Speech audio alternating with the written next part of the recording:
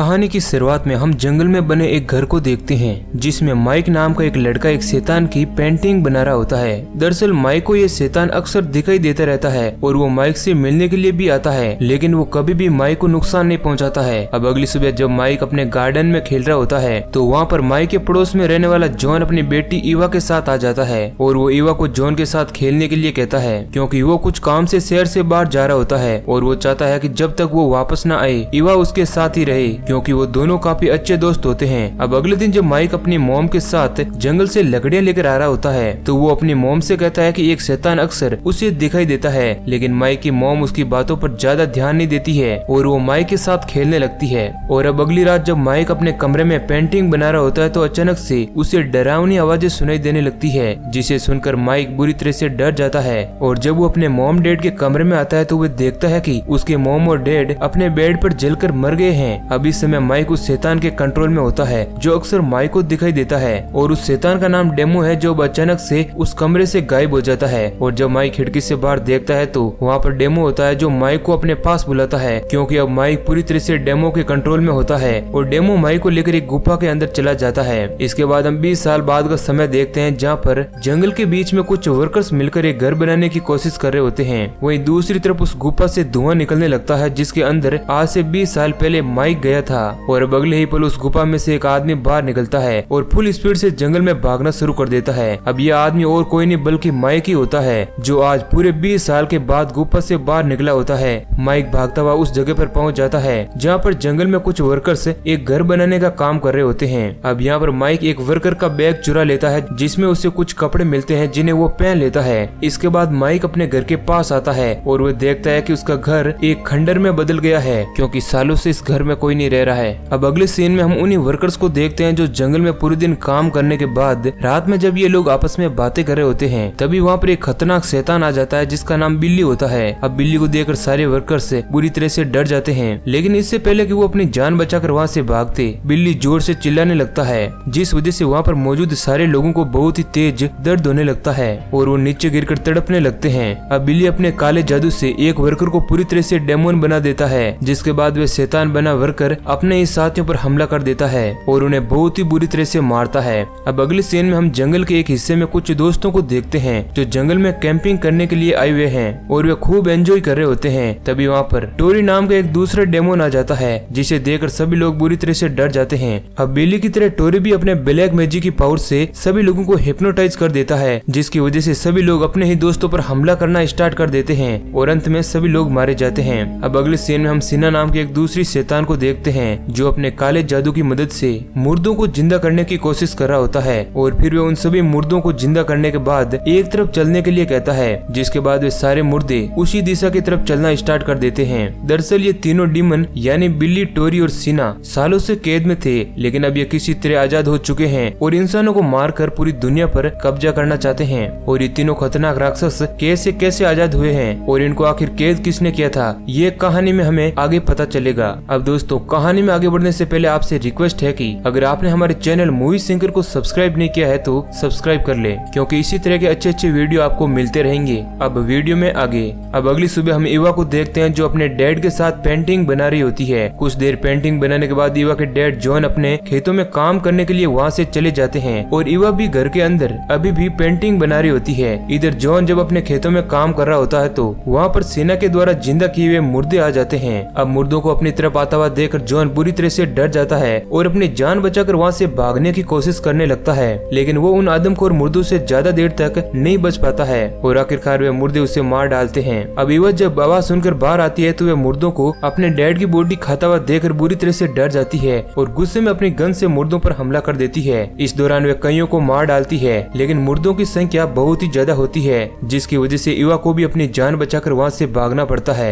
ईवा किसी तरह अपने डैड की कार में बैठकर वहाँ से निकल जाती है। वहीं दूसरी तरफ हम माइक को देखते हैं जो खाने की तलाश में इधर उधर घूम रहा होता है। अब जब माइक रोड पर आता है तो वहाँ पर ईवा भी तेजी से अपने डैड की कार लेकर आ जाती है और वो माइक को टक्कर मारते मारते बचती है। माइक ईवा को पहचान जाता है। ईवा इतने दिनों बाद माइक से मिलकर बहुत ही खुश होती है। इसके बाद माइक ईवा को अपने घर ले आता है जो पूरी तरह से बर्बाद हो चुका है। ईवा माइक से पूछती है कि तुम इतने दिनों से कहाँ थे? तब माइक कहता है कि आज से 20 साल पहले जब वो डेमो के बुलाने पर गुफा के अंदर गया था तो वहाँ पर डेमो ने माइक को ब्लैक मैजिक सिखाना स्टार्ट कर दिया। और जब माइक डेमो से वापस अपने घर जाने के लिए कहता है तो डेमो माइक को ये कहकर मना कर देता है कि अब ये गुफा ही तुम्हारा घर है। जिसके बाद अब माइक डेमो के साथ ही गुफा में रहते हुए बड़ा हो जाता है। अब एक दिन डेमो अपनी सारी पावर्स माइक को दे देता है, जिसकी वजह से माइक बहुत ही ज्यादा पावरफुल बन जाता है। अब पावर मिलने के बाद माइक ने सबसे पहले ये देखा कि उसके मॉम और डैड को किसने मारा, और माइक को यह पता चलता है कि उसके मॉम और डैड को मारने वाला और कोई नहीं बल्कि खुद डेमो ही है।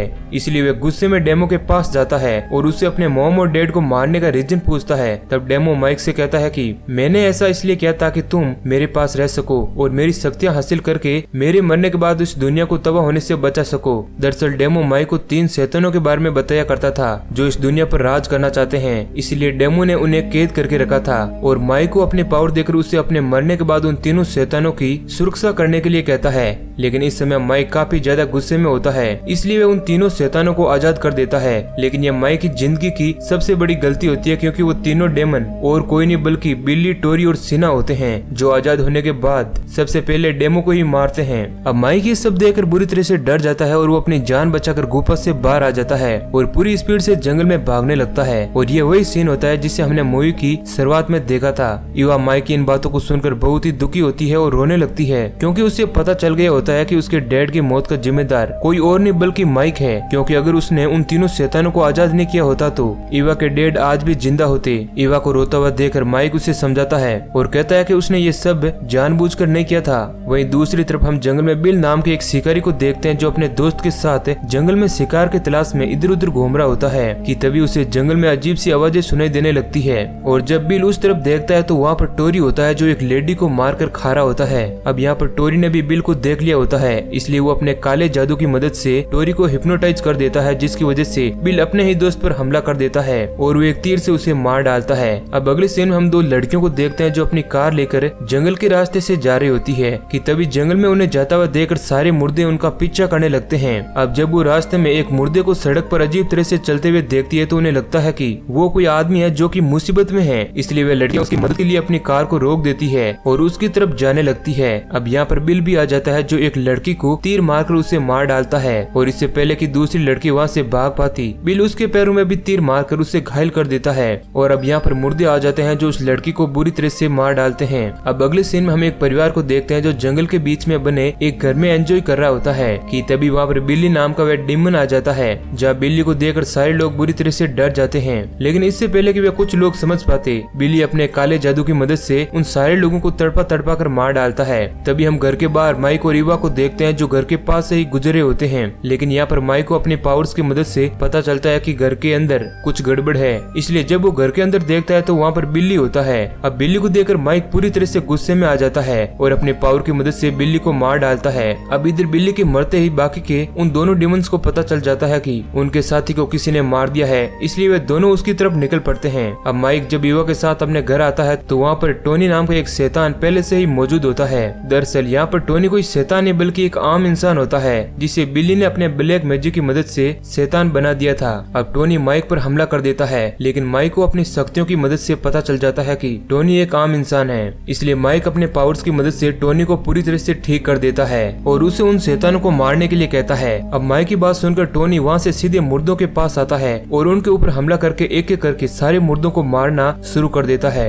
अब अगले सीन में हम टोरी को देखते हैं जो जंगल में माइक की तलाश में इधर उधर घूम रहा होता है कि तभी वहाँ पर टोनी आ जाता है जो आते ही टोरी के ऊपर हमला कर देता है। अब इसके बाद टोनी टोरी को नीचे गिराकर उसे अपने पैरों से दबाकर मार डालता है। इधर हम माइक और ईवा को देखते हैं जो सुबह के समय जंगल में टहल रहे होते हैं कि तभी वहाँ पर आखिरी बचा हुआ शैतान यानी सीना आ जाता है जो बाकी के दोनों शैतानों के मुकाबले सबसे ज्यादा पावरफुल होता है। सीना को देखकर माइक अपनी शक्तियों से उस पर हमला कर देता है, लेकिन इसका कोई भी फायदा नहीं होता है क्योंकि सीना माइक के मुकाबले कहीं ज्यादा पावरफुल होता है। इसके बाद सीना अपने ब्लैक मैजिक से माइक और रीवा के ऊपर हमला कर देता है जिससे माइक और रीवा की वहीं पर मौत हो जाती है। अब माइक और रीवा के मरने के बाद सीना वहाँ से भागने लगता है क्योंकि उसको लगता है कि माइक को मारकर उसने अपने साथी शैतानों की मौत का बदला ले लिया है और अब उसे किसी भी तरह का खतरा नहीं है। लेकिन तभी वहाँ पर टोनी आ जाता है जो सीना पर पीछे से हमला कर देता है और इससे पहले कि सीना अपने ब्लैक मैजिक का इस्तेमाल करके टोनी को मार पाता, टोनी सीना के दिल को बाहर निकाल लेता है जिस वजह से सीना की वहीं पर मौत हो जाती है और अब इस तरह तीनों शैतान मारे जाते हैं और इसी सीन के साथ मूवी एंड हो जाती है। तो दोस्तों अगर ये कहानी आपको पसंद आई है तो वीडियो को लाइक जरूर करें। ऐसे ही और इंटरेस्टिंग वीडियो पाने के लिए हमारे चैनल मूवी सिंगर को सब्सक्राइब करें।